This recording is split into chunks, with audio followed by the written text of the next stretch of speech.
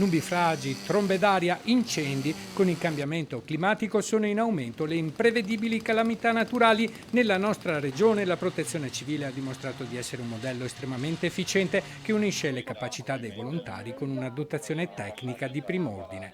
È necessario però non trovarsi impreparati e la Regione Veneto è in prima linea per investire sulla sicurezza. L'assessore Bottacin ha annunciato che sono in arrivo 550.000 euro per il territorio in provincia di Treviso. Oltre 130 partecipanti della Protezione Civile si sono ritrovati in presenza e online nella sede della provincia di Treviso per aggiornarsi riguardo alla nuova normativa sulla disciplina delle attività di protezione civile organizzato dall'Associazione Comuni della Marca Trevigiana e dal Centro Studi Amministrativi della Marca. Ci sono alcune novità, anche se in realtà sono novità che erano già consolidate nei fatti e che oggi abbiamo riportato all'interno della legge.